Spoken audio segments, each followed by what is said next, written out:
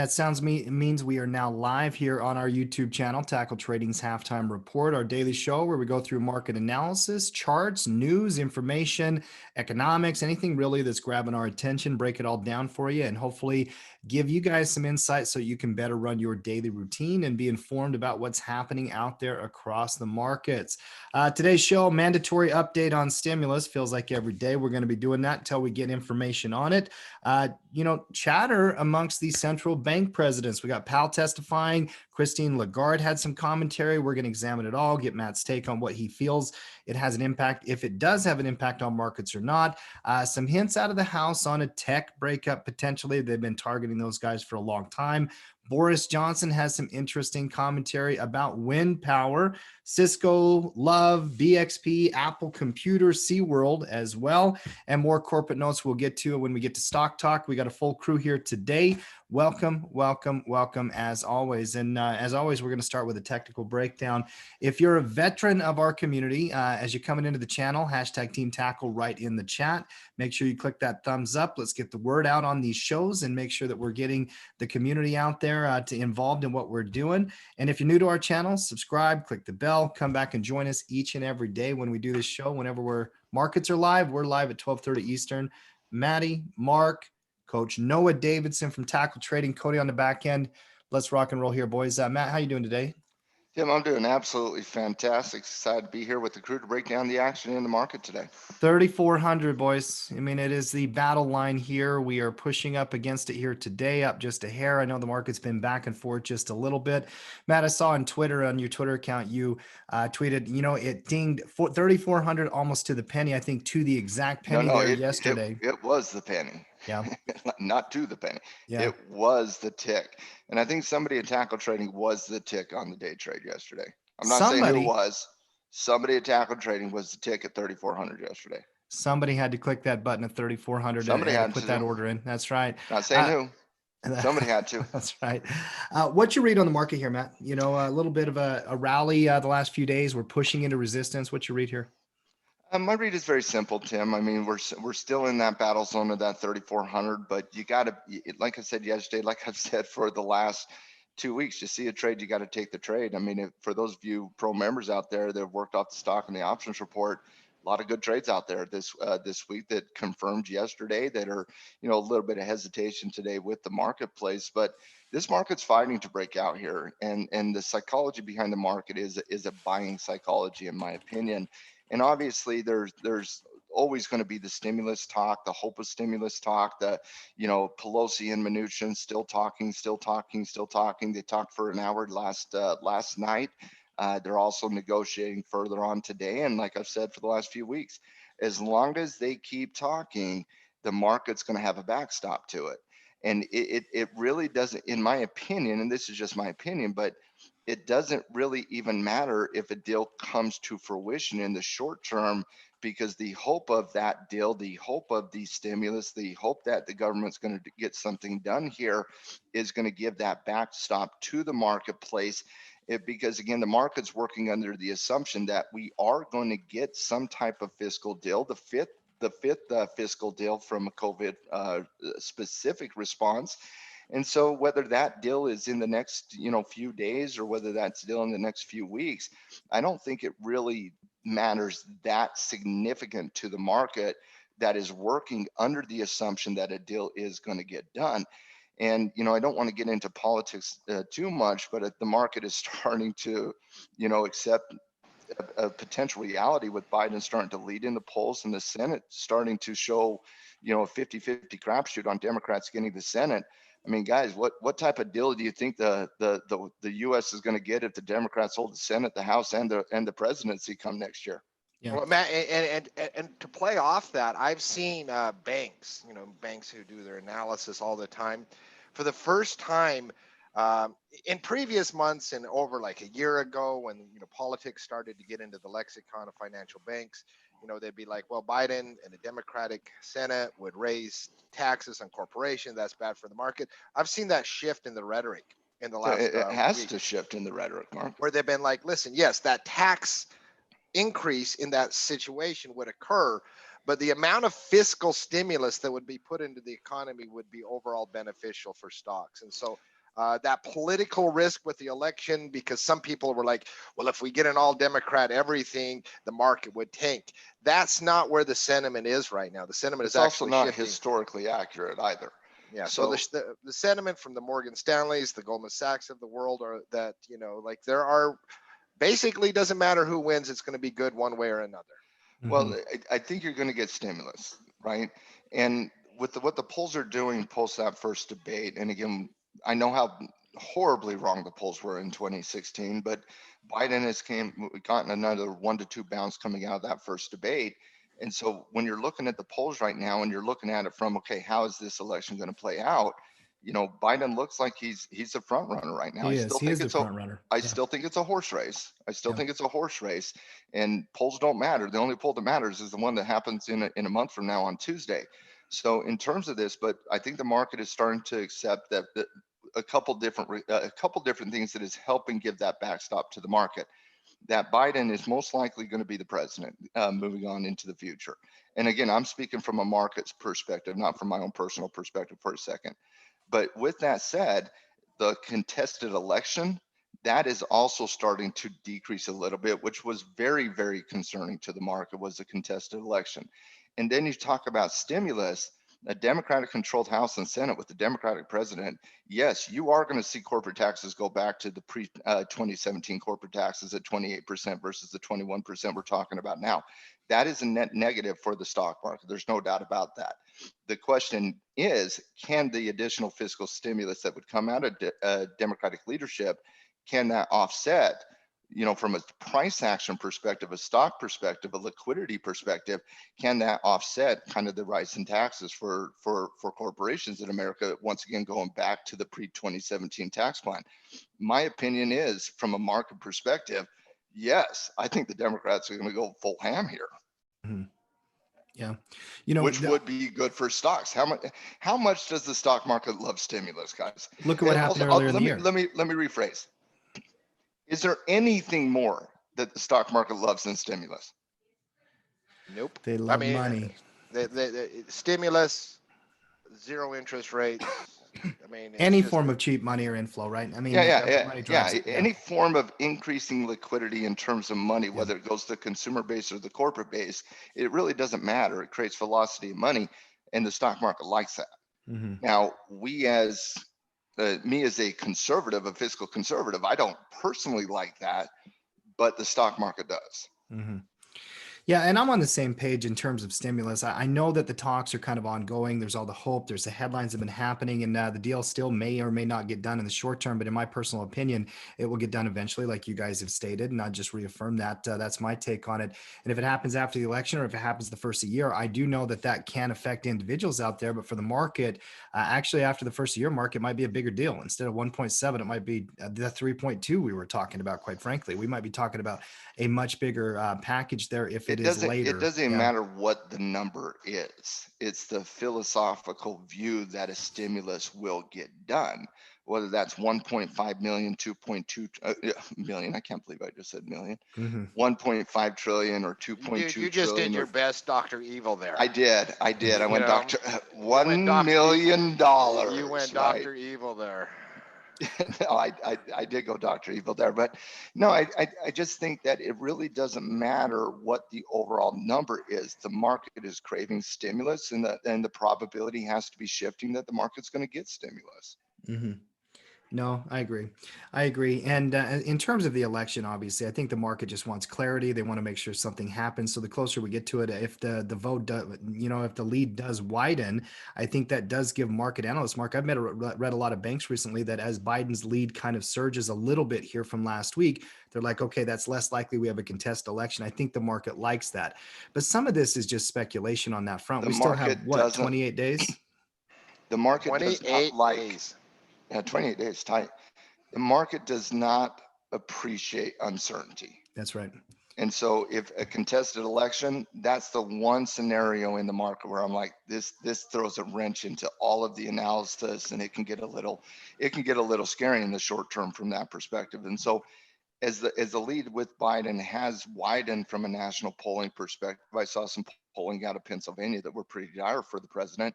As that lead, as the lead widens nationally, and as the lead widens in those battleground states, I think it does remove the uncertainty of a contested election, and the market does like that. Yeah. One thing I would really like in terms of removing uncertainty is a breakout here at 3,400. If I'm a bull, there's no question about it. As I'm looking at this, Matt, thinking about the ongoing conversation with stimulus, the backdrop of the election, everything else happening, I'm still going to rely on this chart most Oh, often. I mean, this is what absolutely. I'm going to focus on. Let's do a thorough breakdown here. Noah, you've got screen share today, I believe, if you can. Can you do me multiple time frame analysis, weekly, daily, intraday, and kind of tell me where support, resistance, every level you're seeing there is?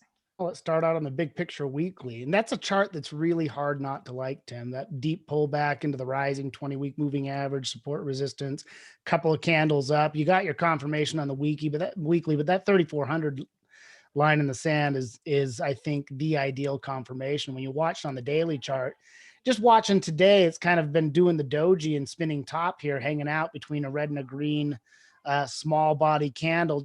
It's so tempted to want to break out. I just think it needs a little encouragement, maybe some buyers to step up, but it's right there on knocking on the door. We break that down into the intraday time frame, and you can see that just high basing right here, knocking on the door, just higher lows pressing up. So I think it's got a good chance breaking out here. It's one of those things. I think it's one of those days in the market where it's like, hey Tim, you go first. And then if you survive and make some money, I'll buy second. Mhm. No, I don't want to go first. I'm going to wait for confirmation. Step system 101, right? Make sure that I actually get market clarity and back that out from the 30-minute perspective and actually give me a little bit more data so we can see where that pivot is. Because Matt's been talking about 3,400 by 3,420 for quite some time. I want to make sure we identify that intraday level if we can. Is that And enough data for you there? yeah, that works good. Yep. Right? Yeah. So the 3,400 level is that significant round number, the one we're seeing on the daily chart, the pivots and all that kind of stuff. Breakout here, obviously you got a quick run up to that 34.20, 25 zone. But Matt, is that still in play for you? That 34.20 as well? I mean, are you still Oh watching yeah, that? Yeah. yeah. I mean, when you're talking about a major market index here hitting that 3,400, yeah, I do think you'll see, some action above 3,400. But ultimately, I don't think you can call that confirmation until you do achieve that 34.20. Now, again, I wouldn't be hesitant in some of the trades you're looking to make from an individual perspective. You see a breakout, take the breakout here. I probably wouldn't trust retracements nearly as much as I would breakouts. But if you see the trade, take the trade. That's we've been working under that assumption for the last two and a half, 3 weeks, right after that initial surge to the downside. So if you see a trade, take the trade. So, but I wouldn't load up and open up that risk graph. And what we call it, release a Kraken yesterday. I'm Release going the to release a Kraken. Kraken until you actually clear that 34.20 level. Yeah. And I'm seeing across most of the major indexes, a lot of similar patterns in that. I do like those weekly charts, Noah. Give me a quick peek at the NASDAQ, the 1 and 2 here, the S&P and the NASDAQ, the two that matter the most. Anything you're seeing different in the NQ contract over the ES? Well, again, on the daily time frame, not as much energy heading up into the resistance today. Had a pretty good run up, but it's just trading inside candle. So we've got, inside candle, another inside candle. It's right there in that 11,500 mark. So it looks like it could break out, but it'll probably follow suit with the S&P, whichever way the wind blows on that. But it's above all those moving averages. It's got nice catalyst below it. So I think there's some support there. Just need to see a little bit more buying activity there. Mm-hmm. Yeah, and obviously the NASDAQ was such a leader there for a long time. People are going to be really watching this one closely. When I looked at the heat map this morning, I saw that a lot of tech names were down. We'll get into a story here a little bit later where tech is a little bit, kind of being targeted a little bit by the house. I don't know if it means much, but we'll talk about it. Matt, NQ here, NASDAQ was that leader for a while. The S&P is looking cleaner to me at this point just today, though. Do you still see them very similar, or are you seeing anything different here? No, I see them similar. One's not going to run and the other one not. Yeah. Yeah, Yeah. the same can't be said about the Dow and the Russell. Those two will separate themselves. But from a S&P and a NASDAQ perspective, I mean, what's the percentage of NASDAQ in the S&P? Like 28%? Mm-hmm. something along those lines. So it's not like one's going to run in the other one. I see them 1A and 1B right now. Very correlated. We rarely talk Russell. I think we bring this chart up about once every 2 weeks, but I do got to bring it up here, RTY, if we can. Just notable relative strength here recently and pushing towards a breakout. Mark, I want to get you in on this one. Small cap leadership here the last few days. Does it mean anything to you? We're testing this 1600 zone here and looking at potentially even a breakout. Is this anything for you, Mark? The playbook on small caps is usually when you're having this run to cyclical stocks, to when you think the economy is going to get better. That's the like 25-year-old playbook on small caps. And then there was like that subsection with the trade war that got going. I mean, there has been chatter, and I mentioned this a few times in recent weeks. There is a desire to move towards other industries besides tech. You know, tech's valuation is really high. How much further can it go? And I mean, I've heard this chatter going back for 2 months now. You know, run to industrials, run to small caps. The economy's getting better. Now, is this like stimulus hope? I think so, right? And I think on the stimulus hope, small caps are running stronger on it. That's a potential nice little breakout, though. I would like it to hesitate a little bit here, but you know, it's. I mean, does anyone like something when it runs strong into a resistance level? I think it's one of Matt's least favorite patterns outside of triangles. You know, you don't love running into breakouts, do you, Matt? No, I do not. And there's a lot of momentum behind them, so I certainly understand, the philosophy of jumping on the bandwagon and riding that freight train. So I do understand. I do understand the momentum behind it, but I just personally feel like you just don't have the legs to make that next run up to actually justify the risk. And so, for example, when you're looking at the Russell 2000 here, and you've ran from that 1450 zone all the way to 1600, you ran 150 points without really any type of hesitation, and you do have a clean breakout today. So I wouldn't fault anybody. The Russell's doing quite well in the last week and a half, better than the S&P, better than the NASDAQ, better than the Dow. So in the last week, you got to respect what the Russell is doing. But for me, if this was a stock, I would say wait for that snapback retracement and in the retest of 1600 on the next retracement to see if this movement that we've seen in the last week and a half is legit. Because if the movement we've seen in the last week is legit, yeah, I'm okay missing out on the potential upward movement in price to 1700, which would be a potential target there. Yes, there are other areas of resistance between 16 and 1700, but that would be that legitimate target. I'm willing to miss out on that, catch some of the breakout in the S&P, catch some of the breakout in the NASDAQ, whereas you wait for the Russell to do that retest of 1600, because to me, it's very simple. If A then B type scenario, if this move is legit, then the support level that it forms will be even more legit. And it's that secondary movement that I think is very important to actually have a trend develop. And so it's kind of like we talked about the dollar in the last, couple weeks. If the reversal is legit, it's going to have a higher low. Well, if the Russell 2000s, breakout we're seeing of 1600 and the price appreciation we've seen from that 200 SMA bounce we saw a week and a half ago of 1450, if those are legit, then that retracement is going to be really, really good to trade. So I think with the Russell, for me, it's like, okay, yeah, we should keep an eye on it at this point, but I'm not going to chase those small and mid cap breakout. I'm going to wait for that retracement. And, the Russell 2000 can fly. There's no doubt about it. It can absolutely fly. But for me, I like to see the retest of support, make sure that trend is confirmed, and then you have a nice little trading zone you can do in that capacity. Yeah. If you do miss a breakout here, got to catch the next entry. That would make sense to me. I do like that old retest of that old resistance kind of level when you do catch those breakouts. So kind of playing that out in your head, that makes sense to me. By the way, you mentioned the euro, the dollar specifically. Noah, give me the euro dollar cross pair. There's two storylines in, that are relative to currency markets, I think, that apply to stock markets right now as well. And one of them actually comes out of Christine Lagarde in the European Central Bank. The other one, Powell, has given testimony here today, Matt. Let's start with the Christine Lagarde comments, Matt. Obviously, very Europe. Quickly, before we get into Lagarde, I think Randy has a good question regarding the Russell 2000. He has a bull put on the condor area of the Russell here, with this potential breakout, would you lock in the profit on the bull put and roll that up?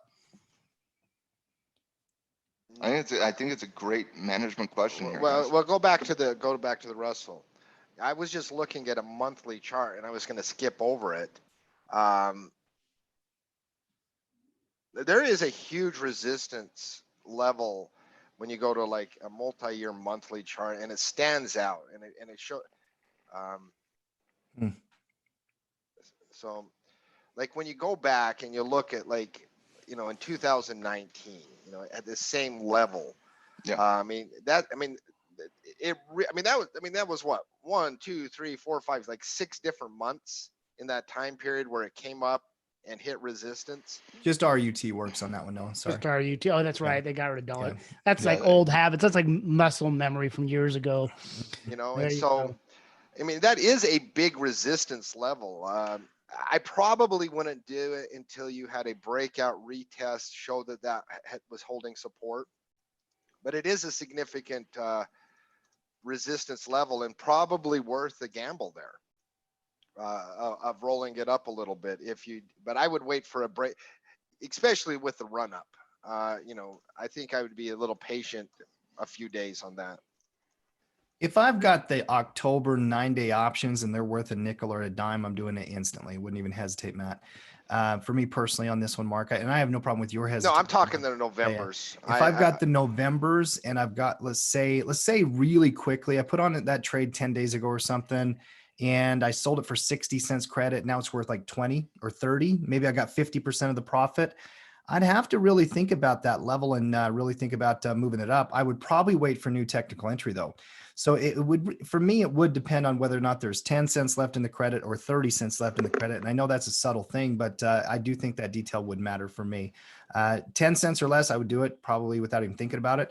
If I'm at like 50% profit and I still got a lot of cushion, I might be patient. Yeah. What about you, Matt? I mean, would you roll up on this? Would I roll up?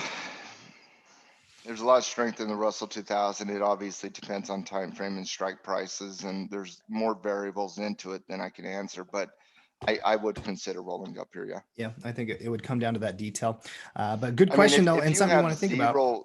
I mean, depending on when you put the trade on, there's more than likely there's probably less than 20% premium left in the options. I would say, both based on time and direction. That would be delta and theta. So if they have less than 80%, if they have less than 20% left in the premium they sold, yeah, you got to do something. I mean, there's no more money to be really made, and you're just losing time value, which is the efficiency of money concept.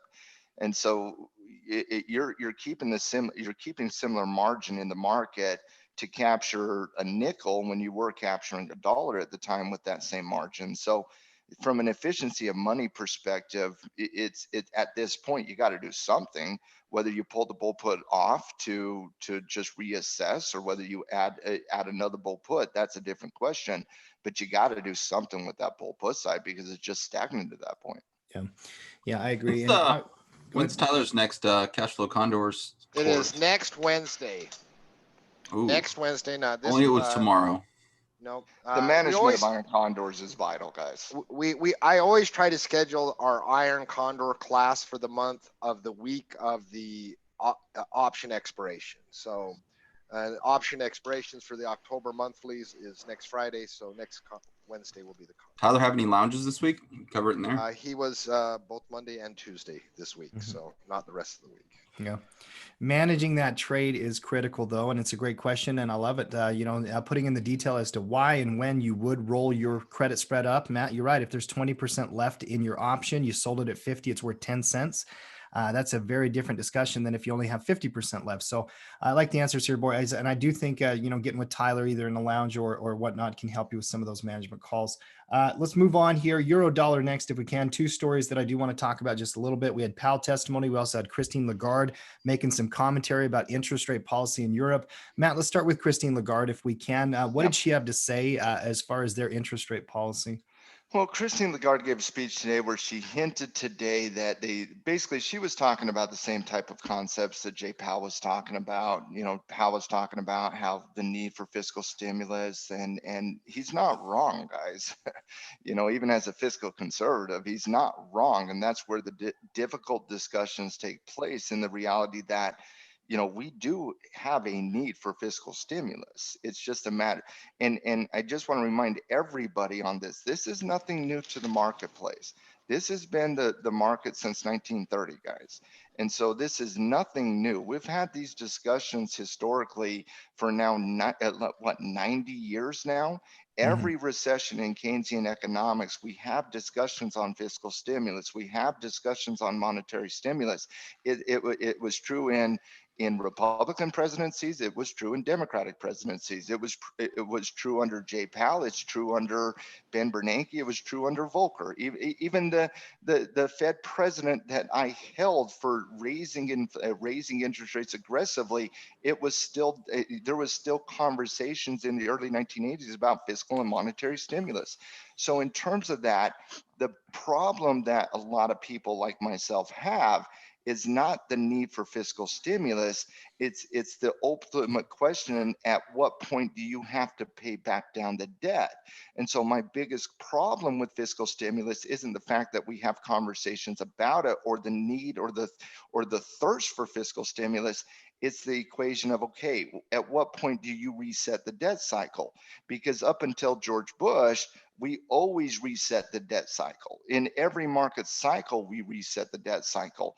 And so you expand debt, you contract debt. You expand debt, you contract debt. And that's what Keynesian economics is.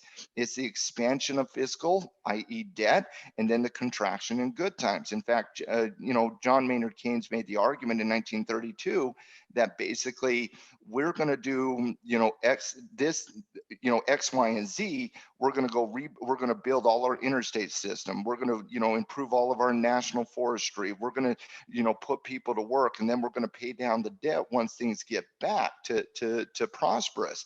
The problem with America today is not the fiscal stimulus that we need in times of economic crisis.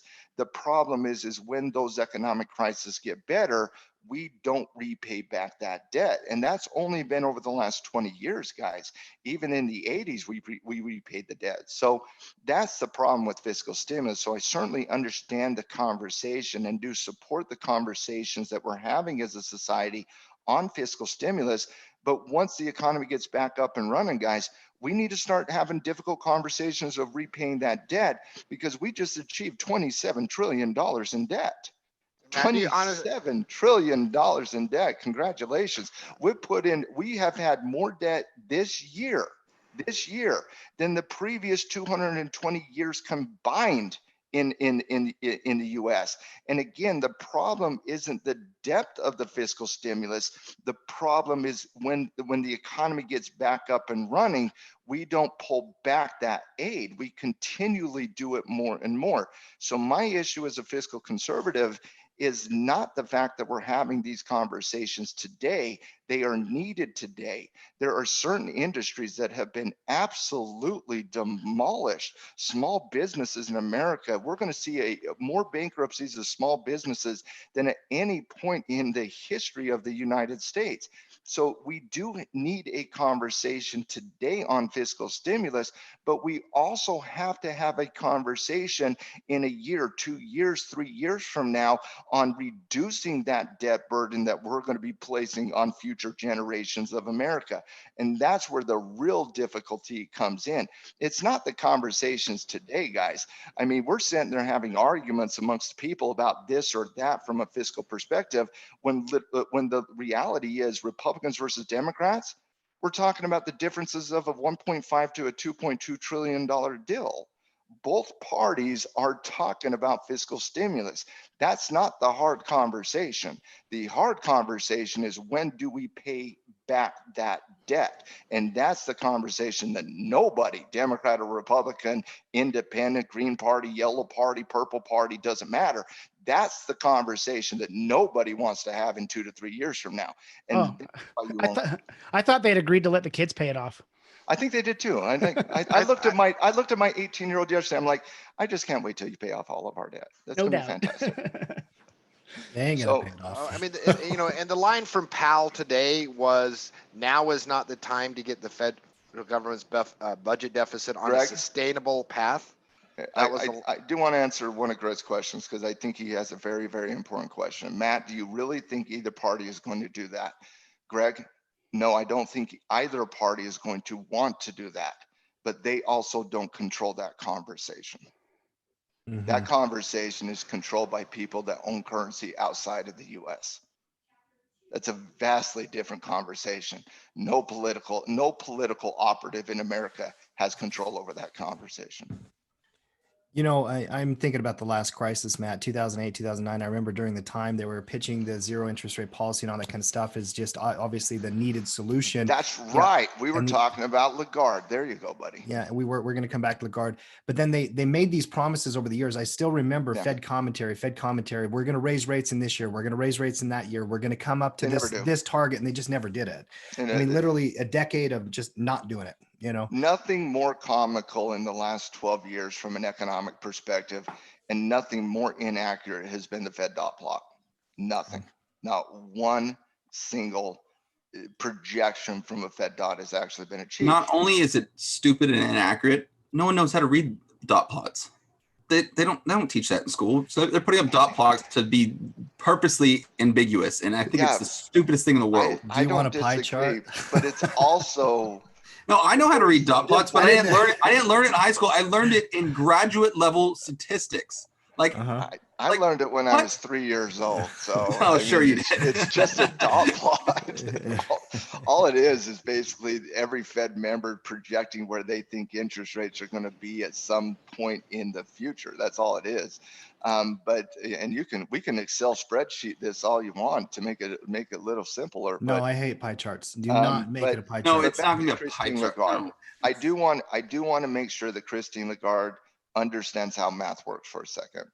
She says today that they still have room under zero to go from an interest rate perspective, because that's whereas we do massive monetary stimulus programs to reduce the interest rates because we don't want to go negative. Europe has already achieved going negative. And so the conversation today with Christine Lagarde was basically, well, how much room do you have to go under negative? And I just want to remind her that it goes to an infinite level under zero. If you go under zero, you can keep going.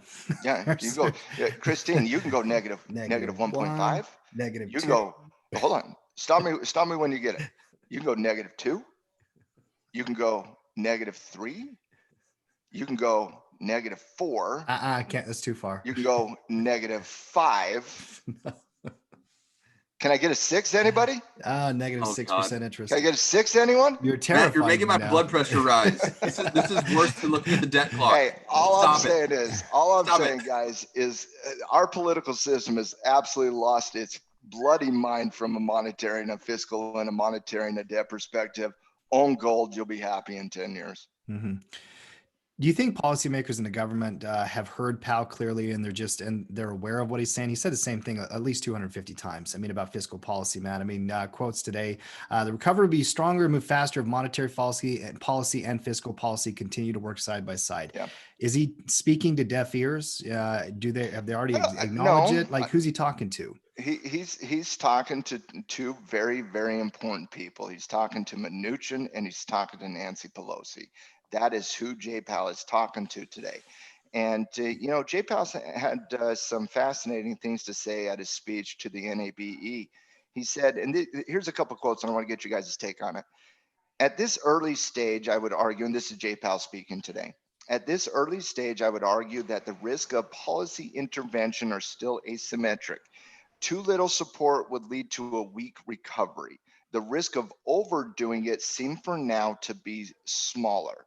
And so from a trading perspective, what he's basically saying is cheap risk here, guys. The risk seems small. The return seems vast. Do you take the trade, basically?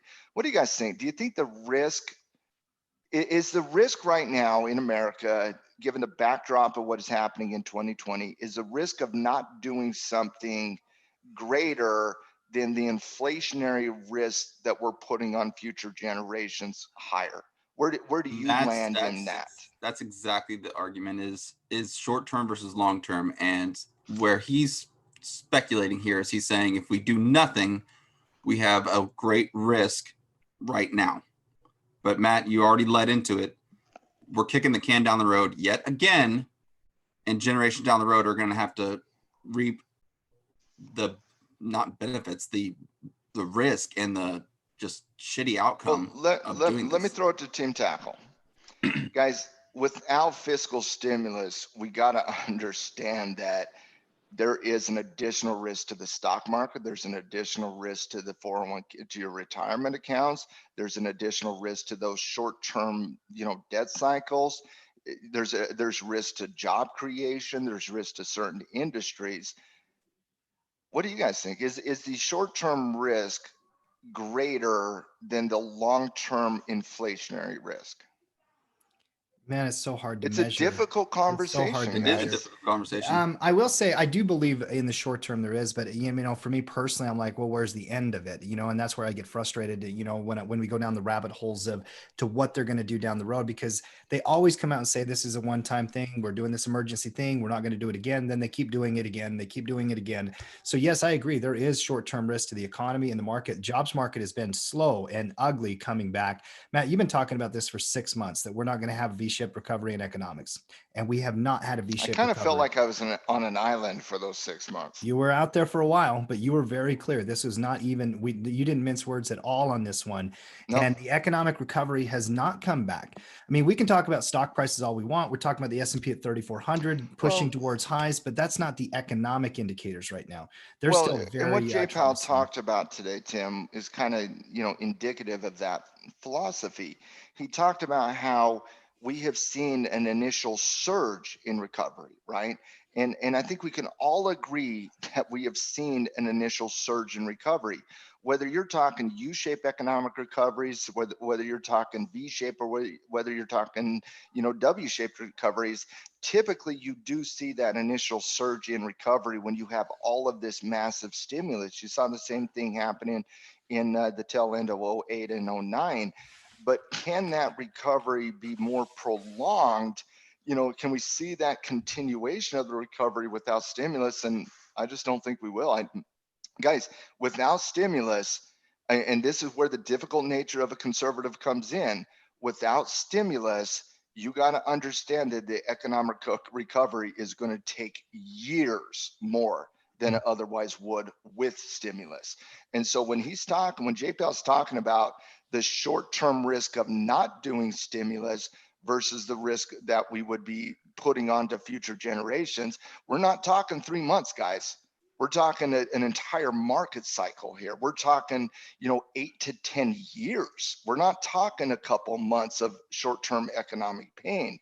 And so the question, like as a fiscal conservative, yes, you want to say no, no, no, no, no, but then you're faced with the reality of unemployment, job loss, unemployment claims, entire industries getting blown up, small business creation, which is the heartbeat of America, is small business creation getting absolutely demolished, and us resetting our entire economic structure.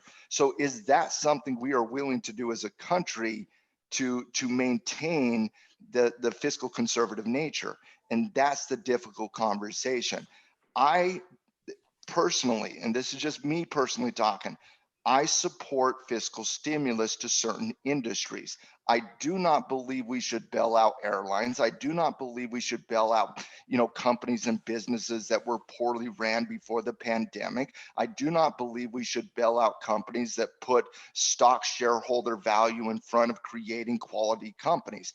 I think that is a no-go for me. But small businesses in America need help. They absolutely need help.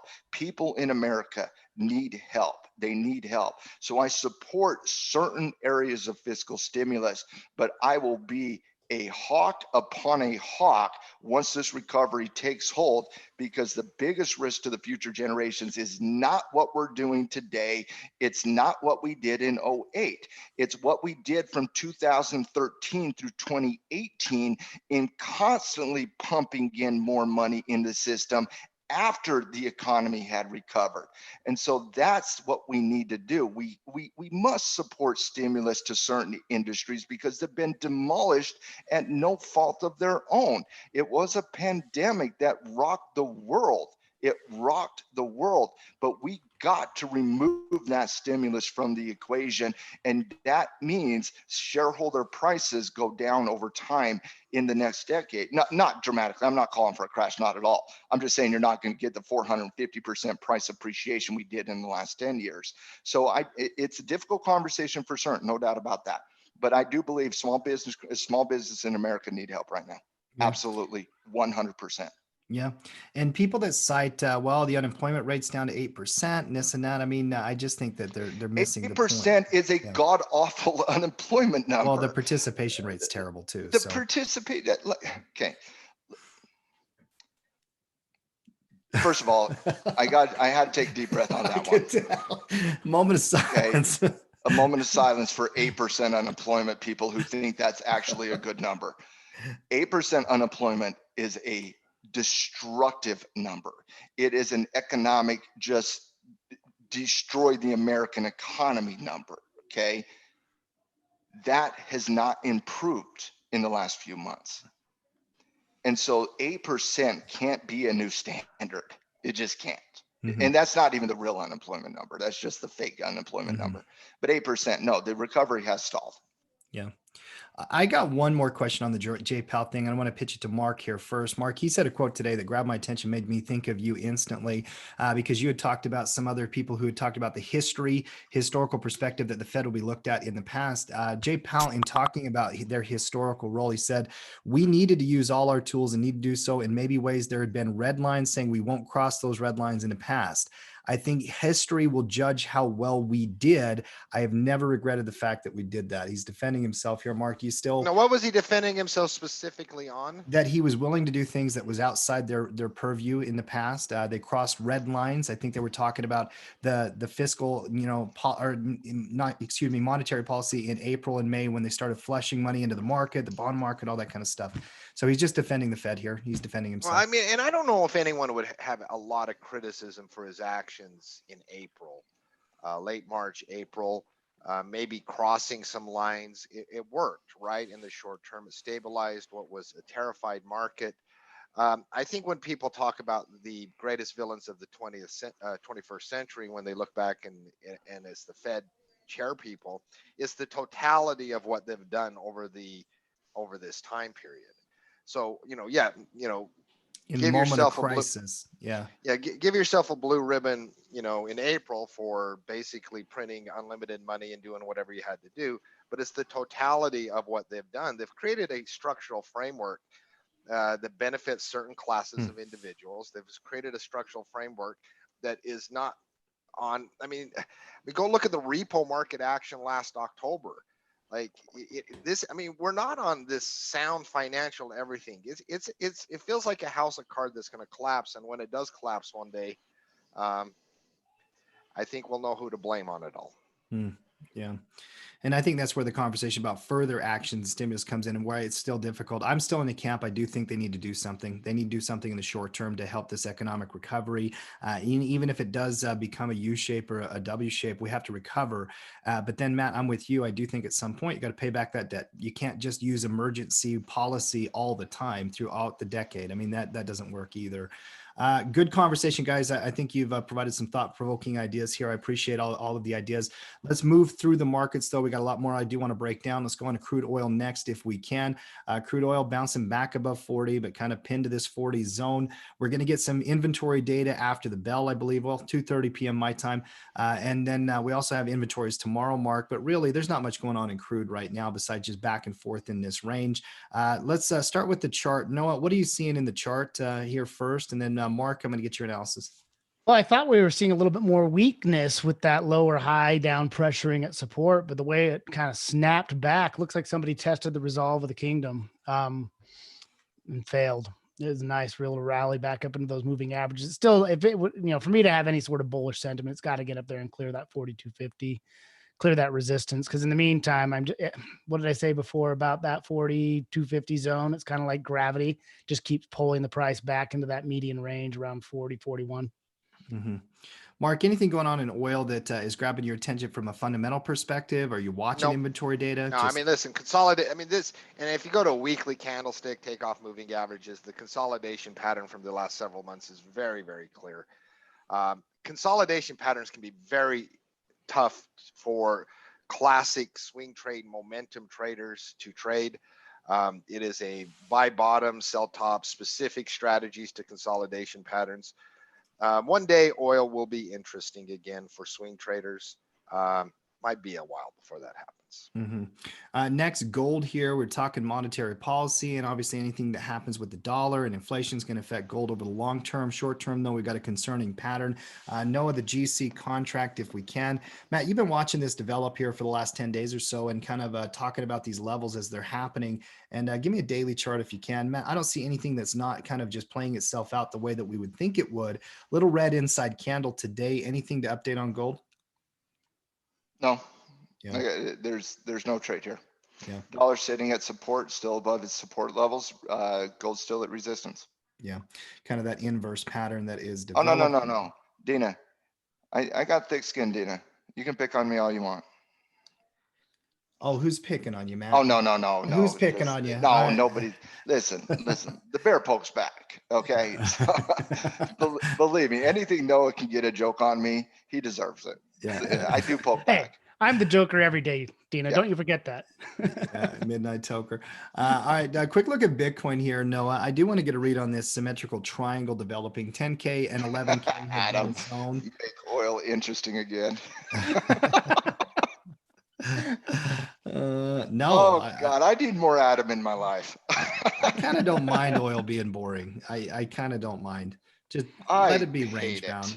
I don't need it to be flying. Yeah. It's so boring. Yeah. Let's take a look at this chart here, guys, because obviously Bitcoin's one that I've been looking at. I see a little bit of a triangle developing. Matt, what would need to happen for you to see a bullish action on Bitcoin? I mean, is it a break at 11K, 11,100, that resistance zone? What are you seeing here in the chart? Well, you got two fairly important zones right there above 11,000. Well, and obviously 11,000 being a significant whole number, but I'm going to put that all in kind of the similar zone of resistance here. So you got anything from 11,000 to 11,190, right where that 50-day moving average is. So you got your previous pivot at 11,100, you got the significant whole number at 11, and then you got the 50-day moving average right there at 11,190, which is all like a 5-minute, price movement in Bitcoin when it wants to actually move. I'm getting interested here though, boys. And the reason being is very, very simple. I like the 11,000 by 11,190 breakout channel. But what I really, really, really like is that you now are seeing a higher low running into it.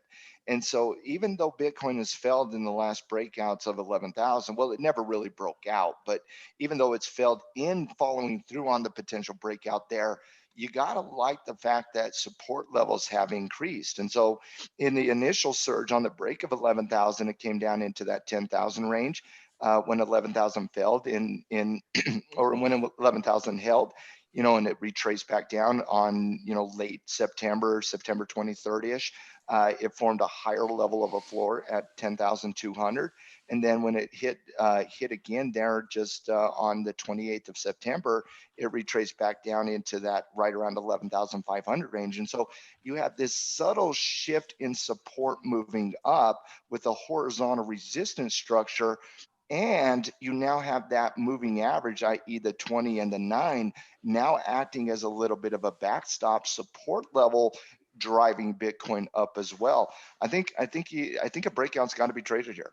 I'm getting interested. I have not traded Bitcoin in, man, I don't even know when the last time I traded Bitcoin was. It had to be 17, Tim. I mean, it had to be 17. Well, after that public euphoria, you completely got off the product for a while, but now you're back on the product and you're I went interested. on Yeah. I went on soapbox. If you guys think Matt can get on a soapbox, I was on a soapbox in 2020, late 2017, coming into 2018.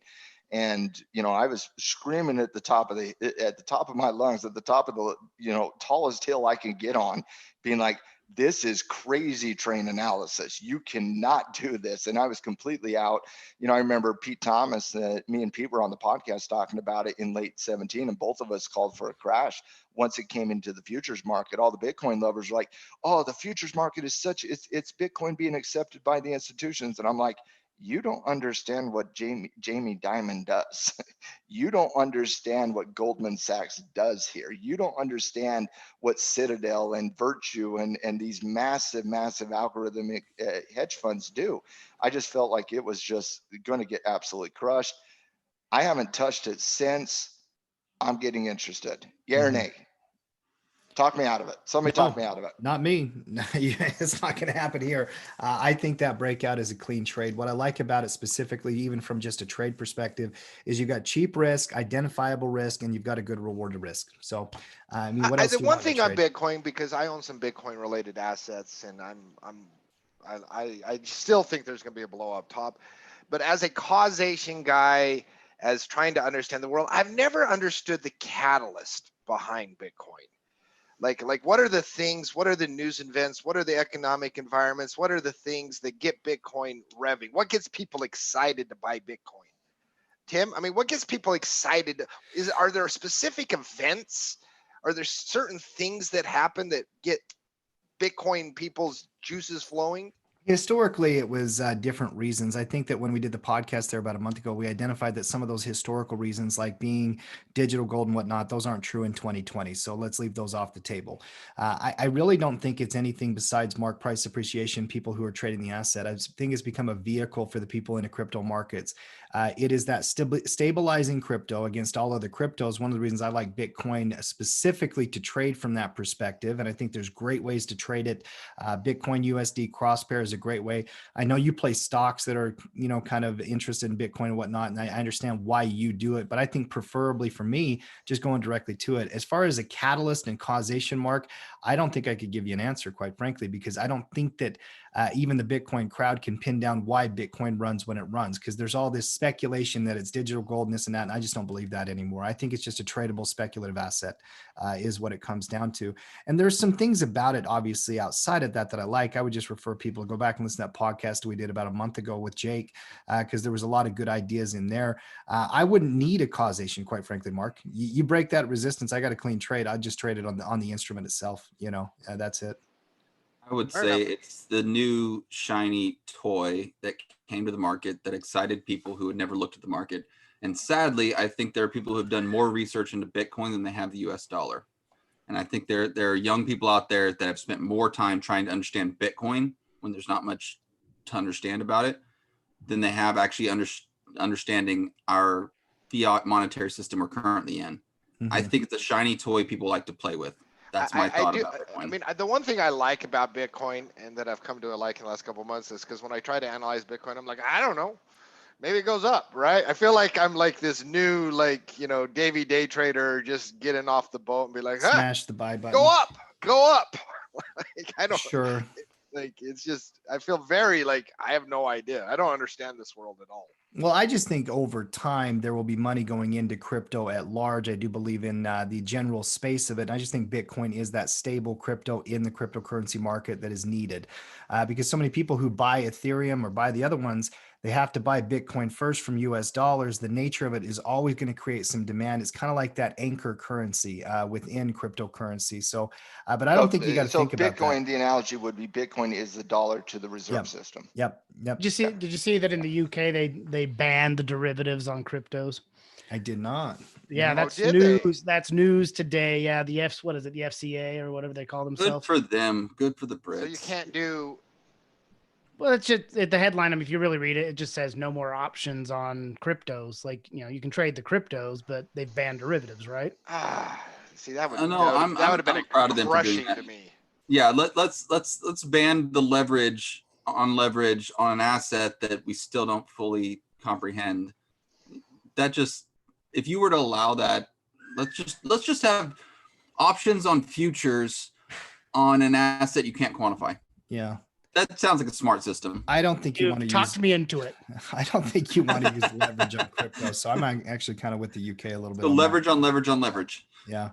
I mean, you can't use leverage on Bitcoin in the futures market. You buy that, you got to pay that whole thing. They don't margin that. You know, you got to pay the 11,900.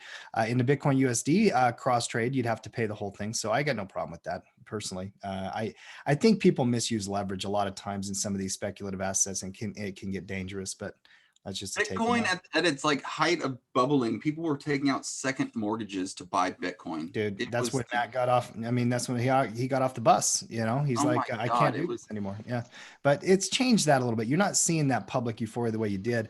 And I think we heard Cody get triggered a little bit. Some of his buddies probably study more crypto than they study economics. Is that what you're saying, Cody? Yeah, exactly. And that's to me that's sad, because before you start studying the fringe monetary assets, you need to understand the main asset that you use every single day. Mm-hmm. Every single trader should understand the US dollar, macroeconomics, and how the US dollar is even valued. Mm-hmm. And I believe that even when it comes to stock trading, because it goes down to the fundamental of, you know, why we say that even if you don't trade Forex, you should understand the dollar. Because if the US dollar, you know, loses 5% value in a year, what does that do to your portfolio? Is your portfolio still as valuable as it was at the beginning of the year? Regardless of what the market actually does, you need to understand that if you're looking at your portfolio priced in dollars and the change of the dollar is happening, then what does that do to the value of your portfolio? It's the difference between just looking at a number on a screen and understanding actual value. And I think it's one of the most overlooked concepts for traders. Is all they care about is the dollar number on the screen. But that does not matter nearly as much as value itself. Yeah, not just traders. Can I just say I love triggered Cody? Listen, my joke was I got some kids on my lawn. Cody, do you want to come yell at them? You know, I love it when Cody goes old man grumpy. I love triggered Cody. It is fun. I'm going to step down off my soapbox, but seriously, like if you haven't spent some time like actually looking into the history of the dollar, and like Matt did a fantastic, what was it, 3 podcasts or 2 podcasts where he went through it all. Yep. You need to go back and listen to those, because you need to understand how the US monetary system works, how the dollar works, how fiat currency works. That way, as we are discussing the dollar and we're talking Jay Powell this entire time, it's more than just stimulus package to the market. It's more than just the US debt clock and all the other things it stresses out. But you need to understand these things because they directly affect your account more than whatever stock you're trading at the time. Cody, I am 100% with you, and I completely understand why you are so passionate today, given the backdrop of your Cowboys never playing defense. Oh my God, Emily said that in the chat too. Y'all are gonna hit me on that, but yeah, we need a defense. Emily sent me. I like to tell you, Miss softball. I like to tell you, Miss Emily. Miss Emily sent me. She told me to schedule the Women in Trading event on September 24th in our Slack message, which I did, and then she proceeded to talk shit about the Cowboys, and I was just like, "Oh, okay, Emily, gloves off, gloves off." Yeah, okay. As a newly minted Cowboys fan, I wouldn't have a gloves off approach right now.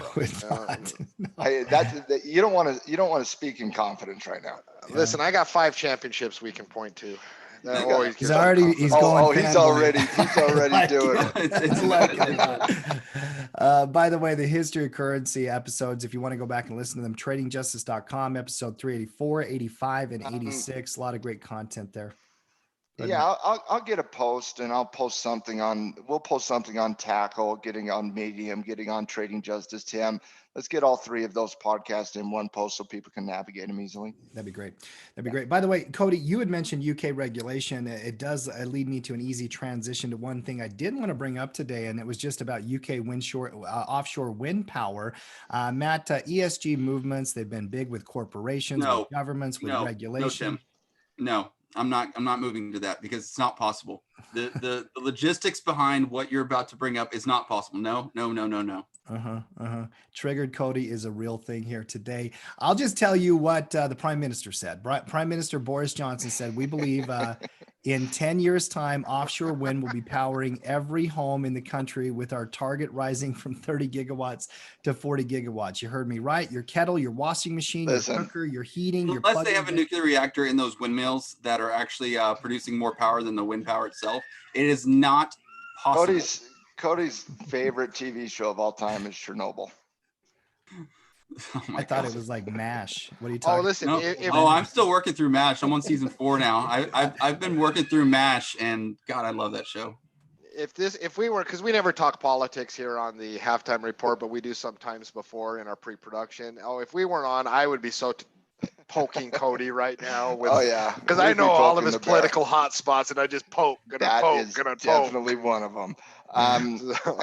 My take on it's very simple. It doesn't matter what you personally believe in. The ESG movement, from an investing perspective, it's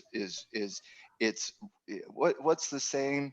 It's real and it's beautiful. It's happening. I definitely believe. Did you not get the Seinfeld response? So I thought you would get the Seinfeld. They're reference, real bro. and they're beautiful. Okay, you got it. I messed it up. Yeah. I messed up. But no, I mean, this is just another piece of evidence in a massive movement that has been started for years now, with Larry Fink literally throwing the hammer in the gauntlet earlier this January, talking about how, Larry Fink from BlackRock was going to reduce their exposure to traditional fossil fuels by upwards of 90%. Currently, they were investing at about $1 trillion of their financial capital in traditional energy companies. They're reducing their exposure, and they're going to be putting upwards of $1 trillion in renewable ESG type companies over the next 10 years. And whether or not we personally agree that it can be achievable or not, governments around the world do. Mhm. And governments around the world are going to spend a ton of money on companies for these type of renewable energy sources. And from an investor perspective, I don't think we should shy away from that. Well, and Cody, I before you agree, jump in, Matt, and Cody, hold on.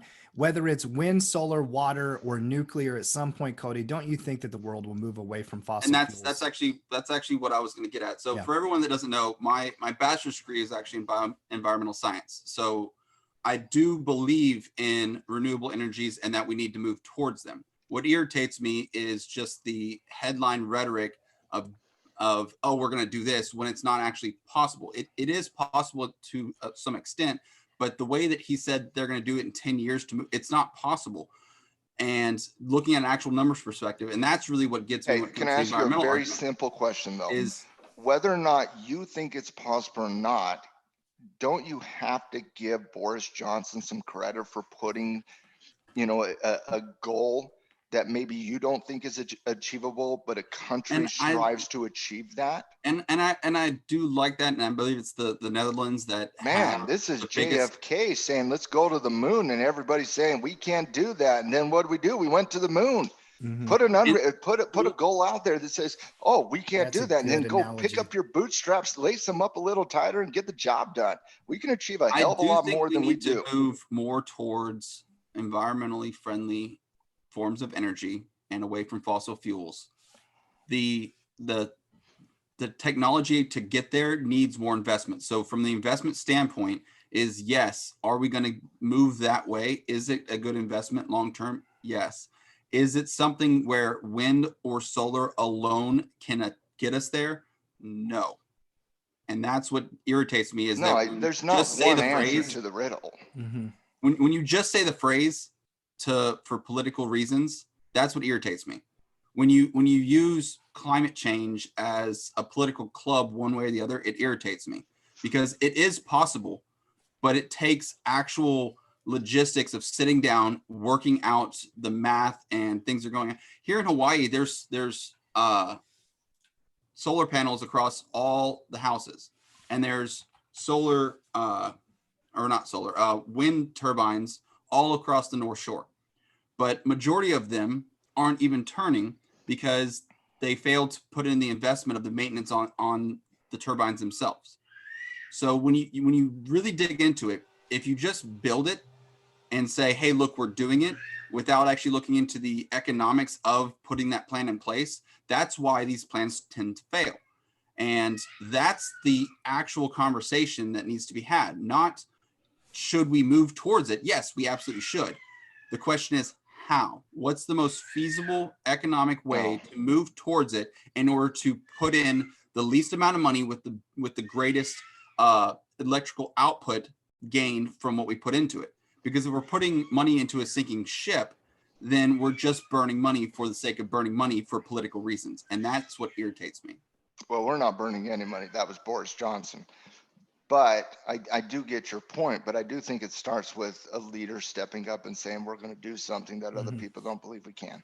Well, and I love the JFK analogy. I think that is definitely spot on. I mean, sometimes you got to commit to something, even if, Cody, you don't know the end solution, because we're looking at kind of a problem here that does need solving. And whether we believe in it or not, they're doing it. They're going to put money behind it. I guarantee this is not just going to be the UK. It'll be other countries, other corporations, and it's the marketplace. The UK is not a leader here. Asia is a leader here. Singapore, Malaysia, those are leaders here. Hong Kong's a leader here. So the Western Hemisphere is lagging in this to a certain extent. And so I am not the biggest Boris Johnson fan, but I do give Boris Johnson credit for what he said today. Yeah, I love the debate, by the way, Cody. Ian, thanks for popping in. I do like Triggered Cody. It's great. Let's move from one trigger issue to another. Hold on. I just want to make sure that I'm clear on this. It doesn't matter what any of us believe from a renewable energy perspective versus fossil fuels. It doesn't matter. It matters what governments think. It matters what banks think. It matters where institutions are putting their money.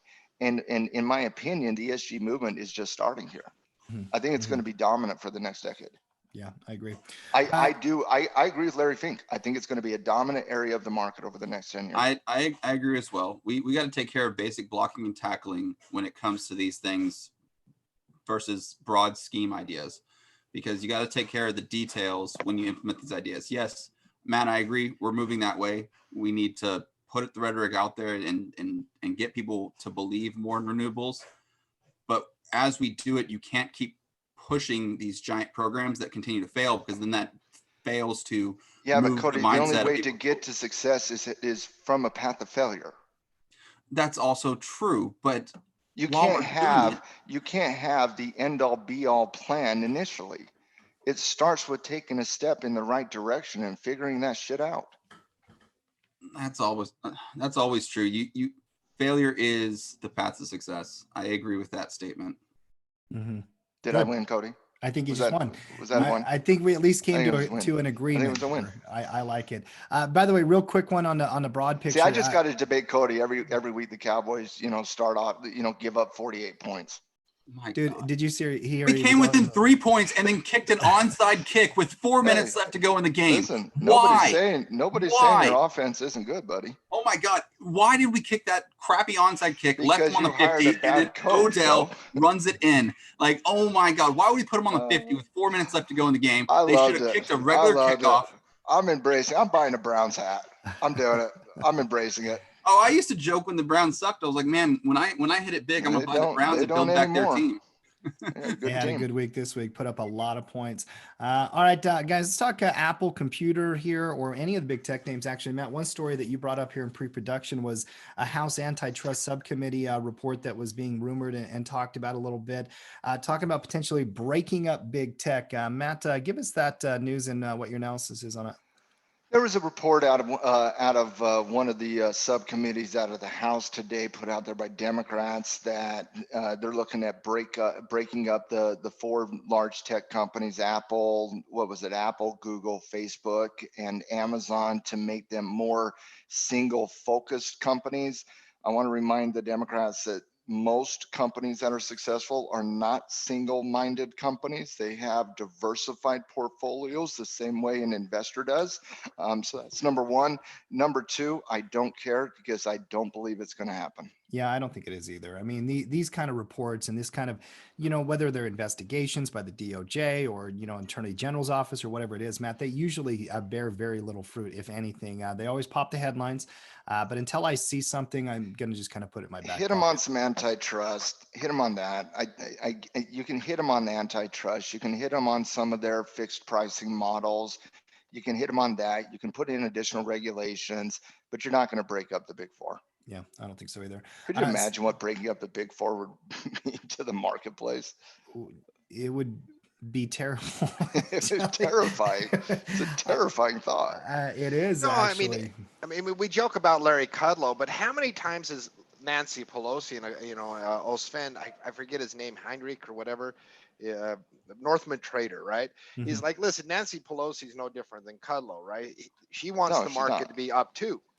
Like, and how many reassuring comments that, hey, stimulus isn't dead. And I don't think that's necessarily all political theater. I think it's market theater as well. So, yeah. Yeah. Another one in tech, by the way, in the news here today, Cisco actually had to pay a $1.9 billion patent infringement case. We're going to play a little game of something or nothing here. Matt, is this something or nothing to you? They had to pay out a pretty big little paycheck there, 1.9 billion. U.S. District Judge said the case was not closed. They plan on appealing it. What's your read? It's a nothing burger for me. Most of these deals, these fines that we see, they make headline news, but they are well known by the investors into Cisco. And I haven't looked into it in depth here, but I'm willing to bet it was less than what Cisco was willing to actually get fined with. Yeah, I agree. Next one here. They make bigger headline news than they do market news. I think I so. mean, Well, look, the market, it's up today. It's up 1.4%. yeah. Well, think about JP Morgan. In the last week, it was a week ago that JP Morgan came out with the massive fine on spoofing the market, which is illegal, which is absolutely illegal. And what's JP Morgan done in the last week? Yeah.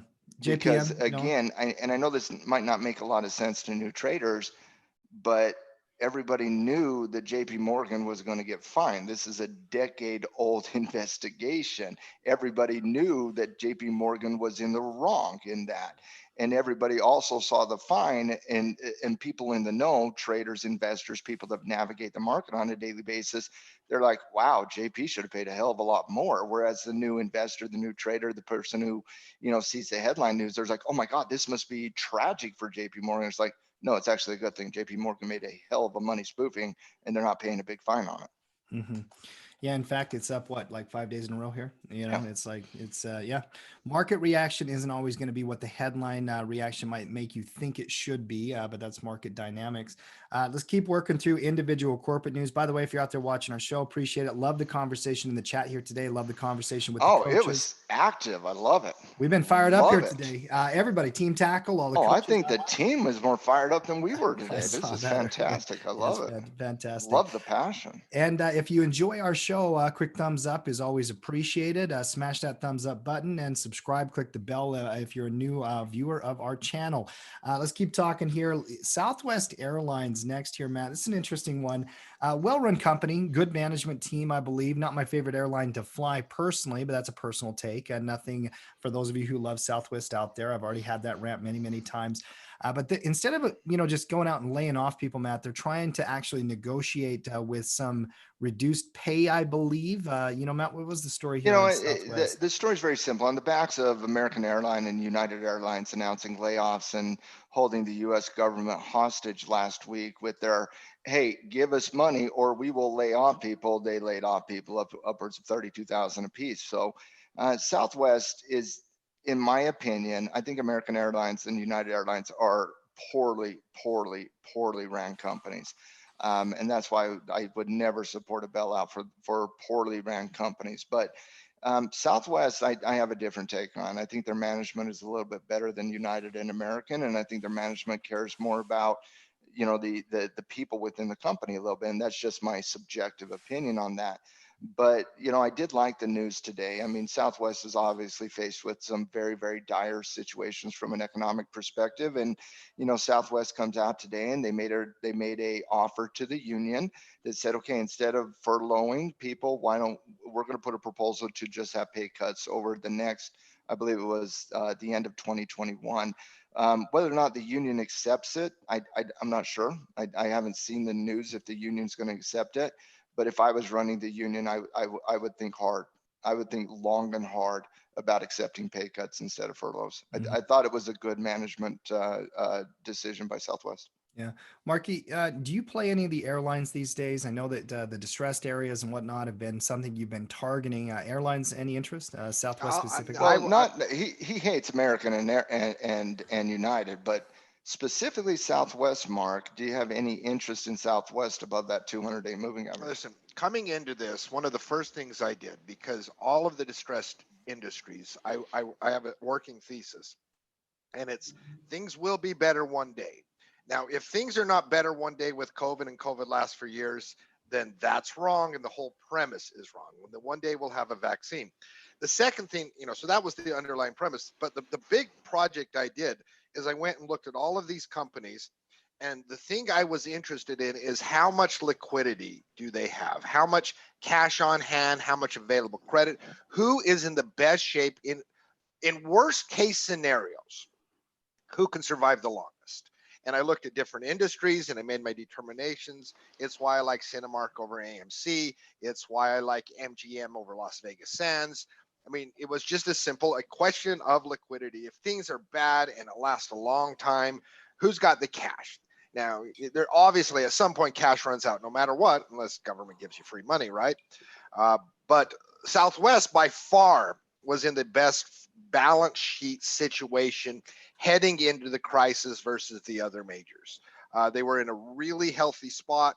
Their survival really didn't ever seem to be in question. I mean, things would have had to get ridiculously bad. So Southwest, their financial situation is just better than the others. So from a fundamental point of view, I support plays on Southwest. I really do.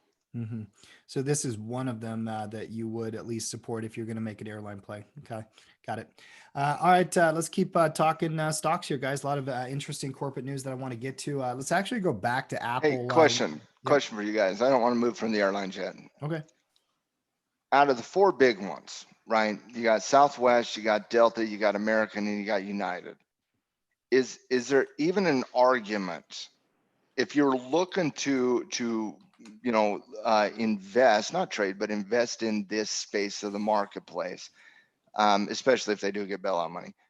Is there an argument for Delta, United, and American over Southwest, or is it Southwest and everybody else right now? American's garbage. Well, let's just get that out of the way. They are on a pathway to bankruptcy without direct government help. I mean, there's a reason when you look at American charts, long before COVID, they were lagging big time versus other airlines. And so their financial situation was dire heading into this. So they're being lifeboated with that. I've heard people make cases for Delta. The reason I like the Southwest play, and I've liked it for the last 6 months in specific versus the other airlines, is that not only was their balance sheet better, but what percentage of international travel does Southwest do versus domestic travel? And international travel is probably the last to come back when things get healthy again, right? So domestic travel is likely, and so there's just so many things pointed to Southwest being like in a really complex investing environment. Southwest. Now these have been terribly hard swing trading stocks because of the amount of news, both on COVID and everything. So, I think you are looking investment only without a real catalyst here. But yeah, I agree with that. But if you're going to take a stab with a naked put, Southwest probably not. It would be my choice of the four. No, I'd take a peek at Delta because UAL, AAL, no chance, Matt. I wouldn't even dare make the argument. Delta, I just think the chart's not as productive or clean as Southwest, potentially above that 200. Any kind of argument you could make would just be about brand loyalty and whatnot, but Southwest has just as much of that for the people who use it. And if you think about travel, is it going to be business travel? Is it going to be leisure travel? Southwest is cheaper usually by and large than a lot of these tickets. So I actually think it still is in the best position. So I think it's Southwest, everyone else for me. Southwest, Delta, then everybody else. Let's say that. Delta, when I did my analysis, Delta had the second best balance sheet. Yeah. So. Good question. We've had Southwest on the tackle 25. We've had Delta on the tackle 25. At no point in the tackle 25 history have we ever considered United or American. no, not one time. For me, it's Southwest and Delta. Mhm, mhm. Back on Apple Computer for a second. Speaking of companies that we have had on the Tackle 25 in the past, we were on the chart earlier, but we did not hit the news potentially that Apple has just announced here today, Matt. October 13th, your birthday, they're going to be having an online event where they're going to be releasing details about their iPhone 12 5G capability as the rumor and all that kind of stuff. Oh, it's the rumor, but it's happening. I mean, they put out their high speed, quote unquote. We know what that means. That's code for get excited, guys. 5G phones coming on October 13th. Obviously the market's a little hesitant today, but if Apple confirms, guys, I mean, you're now above the 20, you're above the 50, and you're hesitant a little bit. But if you get above 118 by 120 on Apple, don't you have to have exposure here? It's a buy. Yeah. Yeah, there's no question in my mind. I mean, whether it's 118, 120, I think that's a trader preference, but that zone right there, that pivot that developed 4 days ago, and also the pivots back when it was underneath those moving averages, Matt, if you clear that stuff, you've got a nice little reward risk trade here, and in the anticipation of positive news and earnings not out until the end of the month. So you got some time to swing trade. I think it's got to be on a watch list for me personally. Yeah. It'd be interesting to see, because these kind of events, those few days run up into them. We saw with Tesla before their event. I mean, they're very common to have a couple day run up into the event specifically. So unless the market is just not in the mood, it'd be hard to see that not happening on Apple, right, with the 5G phone. Yeah. Yeah, it's set up for a nice little trade setup, but you're right though, Matt. It is hesitating here today with the market, so we would need some technical clarity there. Is where my head's at. But I'm watching it. It's on my short-term watch list, no doubt about it. SeaWorld here next. We got several different corporate items I want to get to here, and loving the show. Let's keep the pace here. SEAS, Mark, a little bit of a pandemic, kind of recovery type play. Got a nice little move here today, Matt. What was in the news here with SeaWorld today? SeaWorld got a nice little price upgrade. I forget the bank that did it, so I apologize for that, guys. But they got a price upgrade from. Oh, wait, was it Credit Suisse? Credit Suisse to I think it was Credit. It was Credit Suisse, right? They upped their price from $13 to $30. Let's play the agree or disagree game. Well, I understand 13 is not the right number. 30 here, if you've got an outperform. First of all, 13 is the right number in every single capacity. Every single capacity. There's not a greater number in human history than 13. I took me a minute too, Tim. Both Tim and I were slow on that. Tim and I were slow on that. Listen, I mean, if you're going to bring up Dan Marino, I'm going to bring up Nick Foles. We're going to have a conversation. If you ever put those two in the same sentence again, I'm muting you. 13. I would not have an outperform, but I'd have to know what their rating. No way. Get out. There's no way. It's a terrible upgrade. And I'm not saying it doesn't have 30 in it. It's a 22 30 might and it's be breaking there. That's out the hard right part now. I'm having with. Yeah. You might get there from a momentum perspective. I understand that, but SeaWorld, no. That's what we're going to start with. No. It's neutral at best. Now 30 could be in play. You're right with momentum and whatnot, but no, I disagree. No, there's no fundamental analysis that justifies 30, but there's also no fundamental analysis that justifies 22. But Mark is interested in this company. He added it to his watch list today. No, he did not. He wanted to, and then Noah jokingly made him. No, it's on there. What did you remove? Goldman Sachs. Well, that's a pretty good trade. I can't disagree with that. I'm not a fan of SeaWorld. Not at all. Am I a fan of SeaWorld? I do not support SeaWorld in any capacity. But in a world of Goldman versus SeaWorld. Well, what did I say? What was my joke this morning, Matt? It was funny. What do people love more in 2020? Crowds and animal cruelty? Crowds or animal cruelty, right? Listen, I mean, I think they still like that more than Goldman Sachs, though. Listen, eventually Goldman Sachs will go on there. I'm an amoral investor, basically, is what Mark but listen, I mean, finance is boring right now. Those charts are boring right now, so I don't need too many of them on my screen. Listen, I like the pandemic plays. I really do think when we look back 2 years from now, price is going to be higher in the pandemic areas. I don't know if I like the timing, because the one thing that concerns me from pulling too many triggers, like I dabble a little bit right now.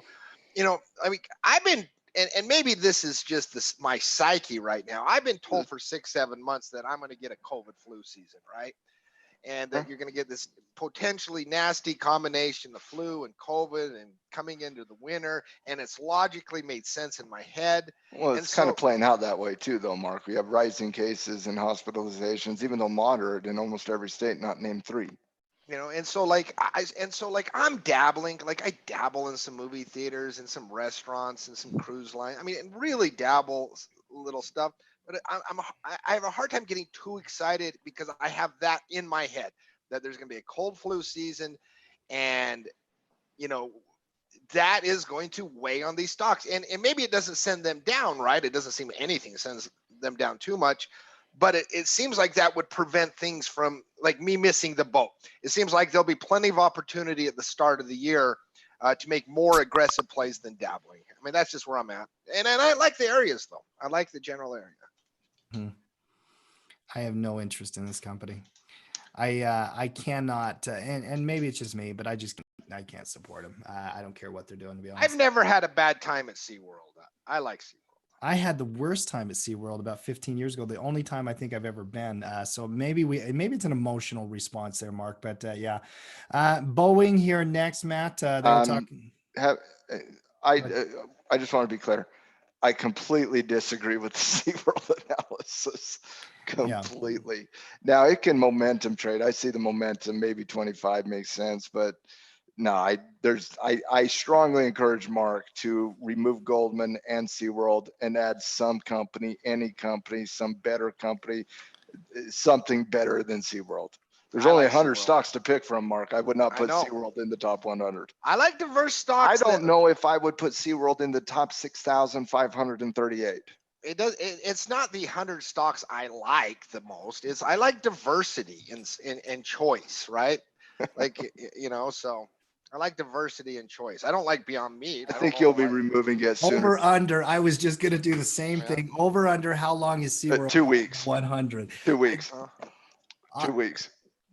Ooh, that's a good line. I'll give it the over. He'll be stubborn now. I'd say the end of October.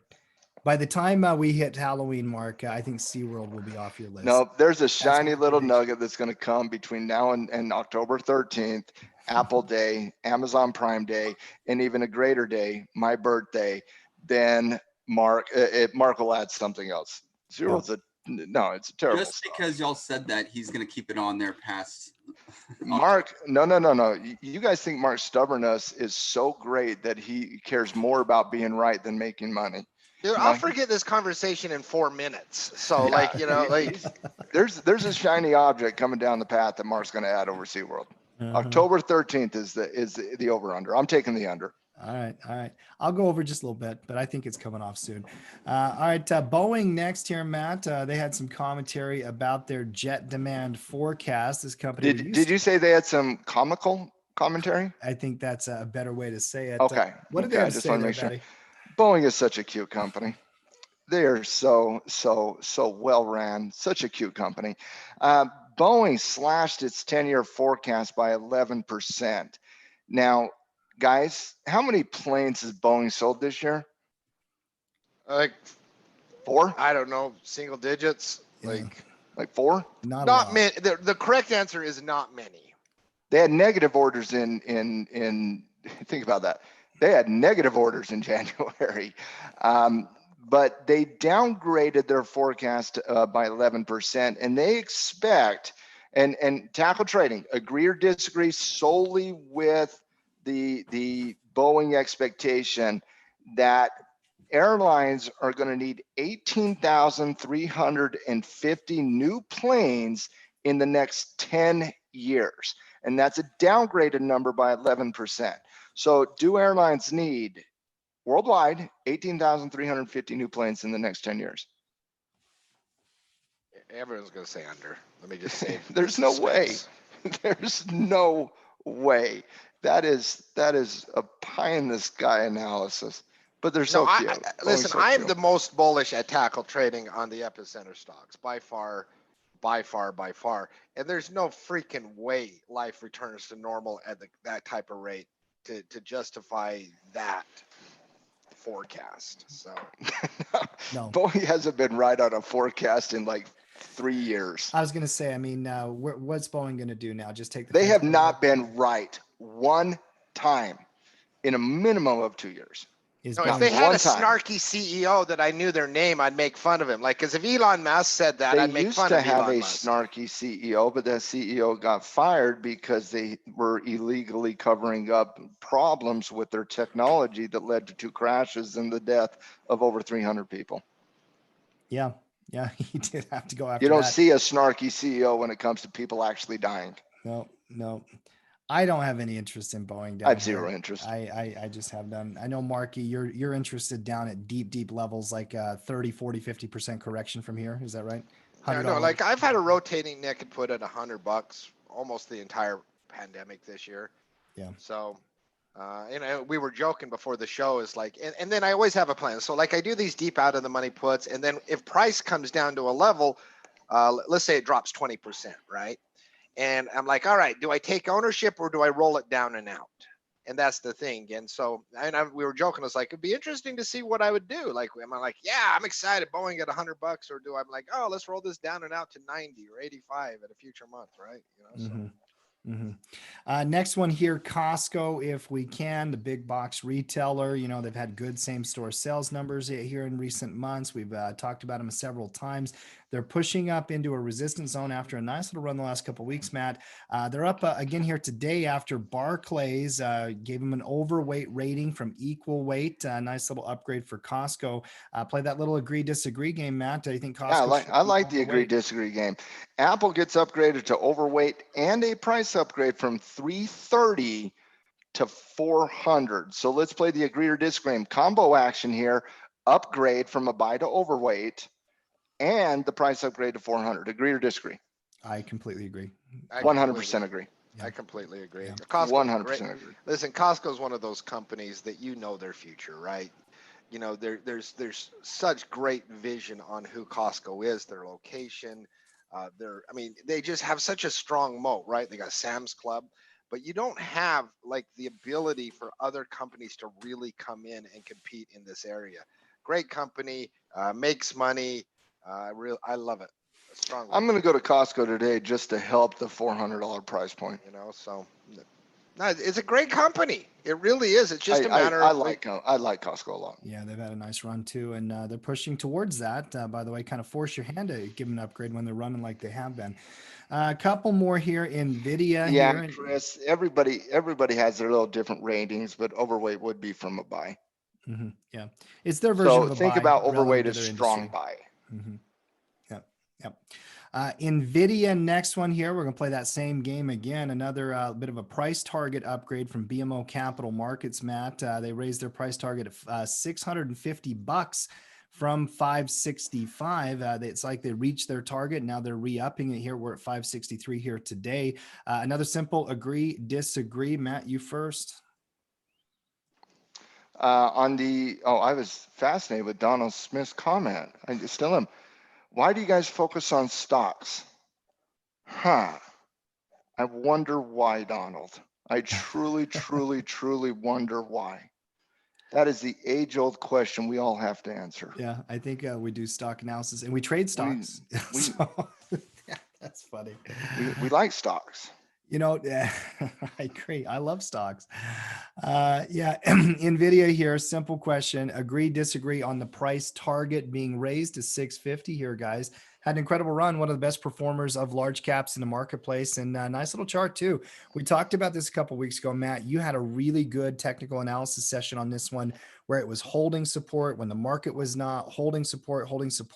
That now is broken out of a little resistance zone. We're running here today. Agree, disagree, price target upgrade to 650. On Nvidia, Mm-hmm. I am a strong agree. I think this is one of the best stocks in this space of the marketplace. I love the defensive nature it played after the sell-off in the marketplace. I love the potential breakout after that double bottom right there at about 480-ish. and you're looking at a breakout of 550, which should see some momentum behind it. I think it's a stone throw from 650. So yeah, I agree. Mark, what about you? Momentum play here. Nvidia, not exactly your type of stock on your. Is it on your 100? Yeah, of course it is. Nvidia. It's like one of the most popular stocks in the market right now. I like it. The sentiment on Nvidia is ridiculously high. Like from a trading point of view, if the market just ekes up, Nvidia 650 is a reasonable target in a 3-4 month period. Fundamentally, it left the valuation curve in which I'm comfortable a while back. So it's really, really, really pricey, and a lot of perfection priced in on from a long term. But from short-term trading, the technicals are there. The sentiment is off the chart. Like they're literally, I mean, FedEx, Nvidia. I mean, there are like they would both come to mind in like the top 5 stocks that people love the most out there from a sentiment point of view. I agree. Yeah, I agree. I agree with the Nvidia play, and I like that breakout. A couple of weeks ago we talked about it. It triggered. It was a good signal. So, yeah, definitely. 2 more quick ones for me here, guys, on the same type of topic. NOC, the NOC list, a company that we've looked at, in the past. Haven't really looked at it here recently. Noah, give me NOC if you can. They got a nice little upgrade to an outperform from sector perform, Matt, basically noting, and this was from RBC, that recent ballistic missile contracts were performing very well. They like the reward risk on it. Really complex, ugly type of chart, though. Guys, do you agree with outperform? This has to be just a pure fundamental upgrade here. Obviously, the technicals are not there. Matt, agree, disagree, outperform on NOC? On Northrop? Mm-hmm. I didn't see the North. I'm sorry, I was in chat, Tim. Oh, no Can worries. you repeat? RBC upgraded the defense contractor stock to outperform from sector perform, noting recent ballistic missile contracts that they got awarded, third quarter performance that they got awarded that was very, very strong. Basically a pure fundamental upgrade, because obviously you cannot make a case in the technicals. I disagree. This is a weak area of the marketplace. This has been a dog in the industrial movement. There will be a time to invest in these types of companies, the aero into space area of the market, but that time is not right now. Yep. I'm a strong disagree. Yeah. Mark, what about you? Fundamental type of upgrade. Lockheed and Northrop, they're some of my favorite. If things hit like those March lows, I absolutely will be buying shares. But from an outperform, they got no juice right now, like in the short term. There's no excitement. There's no juice. Really like them as defensive at portfolio ads at lower levels. I extremely like them. But as far as momentum, juice, outperform, man, there's no sentiment there right now for them at all. And last one from me, one who does have sentiment behind it and has some juice behind it as well. Beyond Meat, if we can here, Noah, BYND, and Matt, you broke these technicals down about 10 days ago when we were pushing the resistance point. We had the conversation about this stock on this show when that was happening, and you were like, I'm starting to get interested in this breakout. I'm starting to get interested in the breakout. The breakout did happen at 160. We've run to 184. Part of the movement here today, they caught a nice little upgrade from Piper Sandler. Price target raised on this stock to 178, which now has actually been eclipsed here in just today's trading from much lower levels. Matt, would you upgrade Beyond Meat or would you have kept it the same? You've already reached this price target, but what's your read here? From a price target up, I would not upgrade traditionally from a buy. I would not do that. But from a price target, once Beyond Meat gets momentum, it likes to run, right? I think 200 is kind of the price level I'm looking at here on Beyond Meat. Obviously, you got the 239 price on the IPO, but this market has loved nothing more than significant whole numbers. 200 has to be the price target. Yeah. I was kicking myself on this one. You can't catch every trade. And I saw this one so clear. It was on my, watch list, man. I just missed it. Now I feel like I've missed the run here. So I'm waiting for more price development. I got no problem with a $200 target. It's had nice momentum, Mark. Beyond Meat on your 100, by the way. Oh yeah. There is nothing I like doing more than selling hate puts on Beyond Meat. I'm like, damn you people, if you're going to make thousands, I'm going to at least make $20 on this like 4 Delta Beyond Meat hate put. like down at 80 or 100 or something like that. No, I'll hate put Beyond Meat. And I mean, I have a specific hate put strategy that I've developed that I will never share with anyone because no human being should ever do that. So No. yes, I will slowly make that, because I lost about $3,500 trading Beyond Meat last year. It was the worst trade I've had in many, many years. Like, I tried to short while it was going parabolic because I was stupid. But I will make that $3,500 selling hate puts on Beyond Meat over the rest of my life. So, dude, I'm going to give you some brotherly life advice. Maybe you need Beyond Meat off your 100. If you've got that kind of hate and emotion about it, I don't know if this one needs to be there, but listen, that would be good, sensible advice. It is. Everyone should listen, but I'm not going to. But stubborn. I'm shocked. All right, guys, that's all I've got here from a news perspective today. Maddie, anything else you want to make sure we hit? No, just had a quick, want to do a quick rapid fire, some stocks that are interesting me right now. No, if you can kind of, keep up with the rapid fire there, that'd be great. First for space, SPCE, we had it on the stock options report from this previous weekend. I like the potential breakout and run effect here up into 25, so keep an eye on space. FedEx, something we have talked about quite frequently in the last few weeks. FedEx tried a little bit of a weak breakout yesterday, showing some momentum above that 260 channel. Should see some price appreciation on FedEx as well. MasterCard, little bit of an Apple type analysis, showed a little bit of strength and weakness, threatening a potential breakout there to reclaim that resistance channel right there in the 245 to 246 area.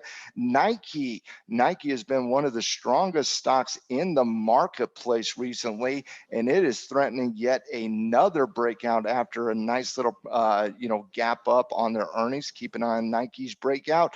And then DE also getting me a little bit excited with the breakout potential yesterday, doing a little bit of defense and continuation up here today.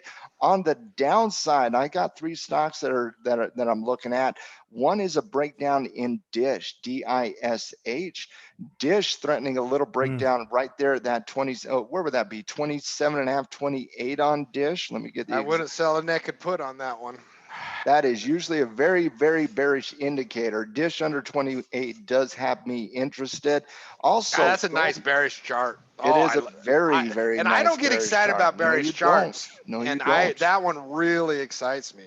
And Newmont Mining, I love the miners, but showing some weakness. Reversal pattern, kiss of death, kissing off the 20-day downward moving average.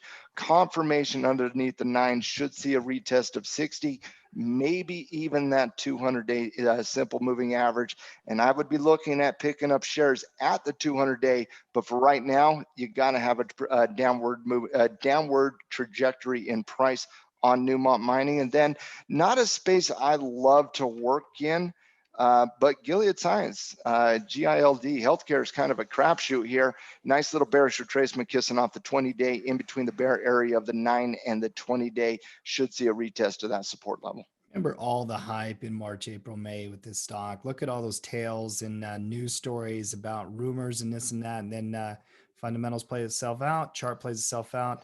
It's all the way back at the lows. Yeah, incredible.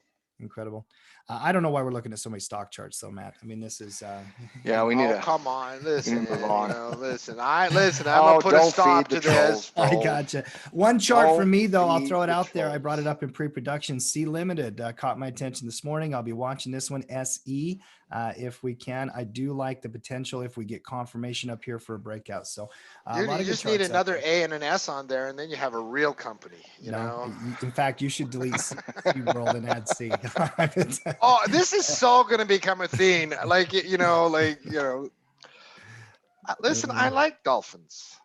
All right, I'm leaving it. Last thoughts from you, Mark. Anything you got? Did somebody just say a bad word about dolphins? I said I like dolphins. He likes them. Who dislikes dolphins? It's the one area there is a human being out there. Agree on. There is a human being out there that doesn't like dolphins. Cody.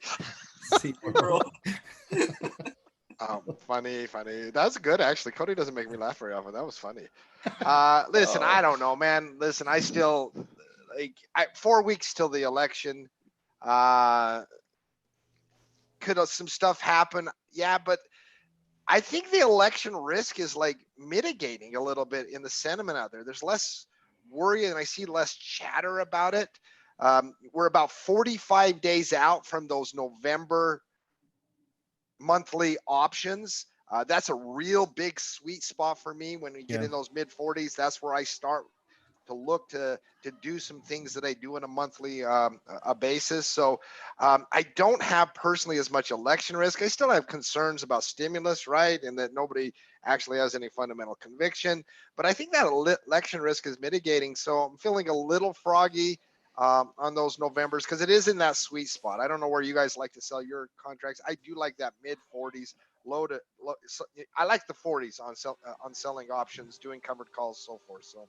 And we are 45 days out from those November contracts. Well, and you're still optimized for time decay in that contract, so I like that, kind of time frame as well, Mark, if you're going to do credits. Matt, final thoughts for the team out there. Good show today, a lot of fun, good conversations. No, I love the conversations. I've said many times, I've said it in the podcast many times, I've said it in the halftime report many times. As a society, as a nation, we need to come together, but we need to come together through having some of these difficult conversations. And I felt like in the chat specifically, we had a couple of those today, and I really appreciated it. The one thing I would always strive for everybody at Tackle to always be respectful of everybody's belief system. We all come from different backgrounds. We're navigating the market together.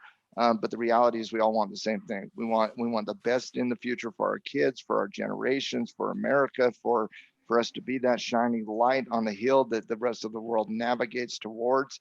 And so I think we need to be reminded of who we are as a people. And even though the next month is going to be crazy train analysis from a political perspective, just realize that we're all in this fight together. Absolutely. Team Tackle. That's exactly right. I love the message. All right, guys. One last thought from me is we dropped our podcast out there here just last night. As always, we put podcasts out on Mondays. Episode 393 is up on the website, on your podcasting apps. If you are a listener of the Trading Justice podcast, make sure you download it, give it a listen here this week. I had a conversation with a student of ours, Dean Beckett, who came in to join us. Always a lot of fun to talk to Dean. And Mark, I actually think you and he would hit it off. And you did. There's no question. No, absolutely. We didn't enter. I mean, we acted in the game. Dean and I, listen, we love karaoke and we love selling naked puts low on boomerang style trades. I mean, I don't know if there's a correlation between the two or if it's just coincidence, but we obviously have enough commonality to throw some drinks down if he's ever in Salt Lake. And I will karaoke again one day. Listen, I am going to do it. And when we get over COVID, I'm going to host a karaoke, invite anyone from tackle trading around the world in our community, and we'll find a nice bar here in Salt Lake one night, and anyone will be invited that's in the area. My cell phone will be on. I will promise you that. We'll take a video of that. All right, guys, a lot of fun here today. Appreciate everybody out there. Subscribe, click the bell. We'll be back tomorrow, same time, same station. Till then, now we've got Coach Show tonight, 6:30 Eastern Standard Time. Make sure you come and join us. We are out. We'll see everybody tomorrow.